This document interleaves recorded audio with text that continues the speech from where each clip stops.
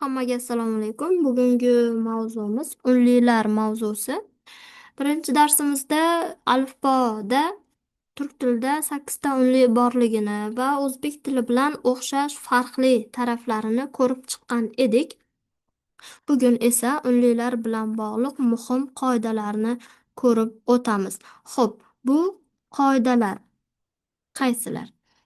Unlilar turk tilida birinchi navbatda qalin unlilar va inja unlilarga bo'linadi. Qalin unlilar a, i, o, u, inja unlilar esa i, u, u, i unlilaridir.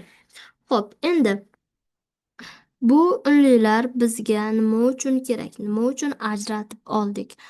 Turk tilida qo'shimchalar ikki shaklli va to'rt shaklliga bo'linadi. Mana shu ikki shaklli qo'shimchalarga unli tanlash va to'g'ri ishlatish uchun bizga mana shu qalin inja qoidasi kerak bo'ladi. Qaysi unlilar qalin, qaysi unlilar inja ekanligini bilib olishimiz kerak. Endi buni amaliy ko'rib o'tamiz. Lar qo'shimchasi misolida ko'ramiz. Lar o'zbekchada ko'plik qo'shimchasi bitta shakli bor, lar. Turk tilida esa ikkita lar va ler shaklda ishlatiladi. Agar so'zning oxirgi bo'g'inida qalin unli kelsa lar, inja unli kelsa lerni ishlatamiz. Xo'p, gul mana unliga qaraymiz. Inja gullar. Kitob a, kitoblar. Çiçek ince çiçekler. Okul kalın okullar. Ev ince evler. Top kalın toplar. Şapka kalın şapkalar shaklida ishlatiladi. Xo'p. Demak, unlilarni ikkiga bo'linish qoidasi bizga nima uchun kerak ekan? Unlilarni qo'shimchalarga to'g'ri qo'yishimiz uchun kerak bo'lar ekan. Xo'p, endi unlilar qoidasi faqat shu bilan to'xtamaydi. Unlilarni to'rtga bo'linish qoidasi ham mavjud. Demak, to'rtga bo'linish qoidasi mana bu yerda hozir ko'rib o'tamiz.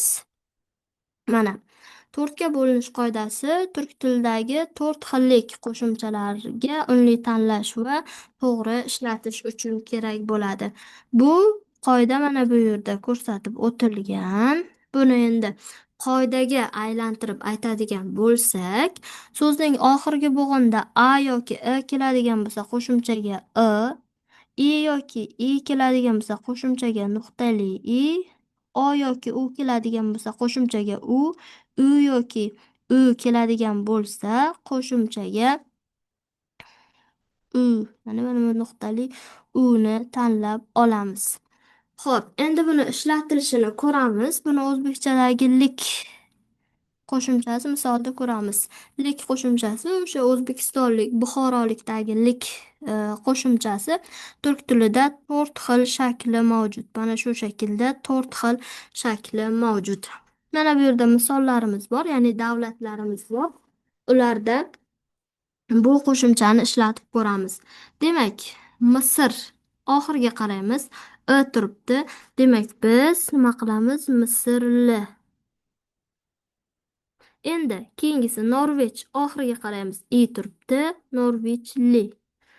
Chin, Xitoy. Chinli. Belarus, Belaruslu. Nega? Chunki oxirida u turibdi. Ekvador, Ekvadorlu. Nima uchun? Chunki oxirida o turibdi. Endi turk tilida nere degan so'z bor. Nere degan qayer degani. Endi bunga leni qo'shsak, mana bu qoida asosida nereli esa qayerlik deb tarjima qilinadi. Xo'p, endi kichkinagina mashq misolida mavzumizni mustahkamlab olamiz. Mana bu yerda metin nereli deyapti. Metin nereli? Metin qayerlik degani. Metin Turkiyali. Nimaga? Chunki Turkiya bo'lgani uchun li shaklda qo'shilyapti. Keyingisi Mehdi nereli?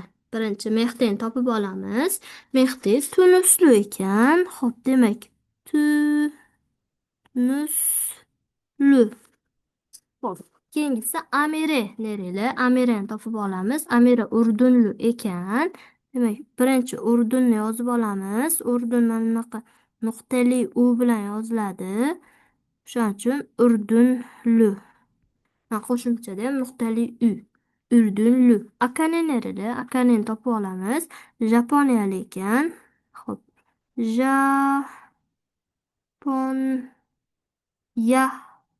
Mana bu A bo'lgani uchun. Japoniyalik.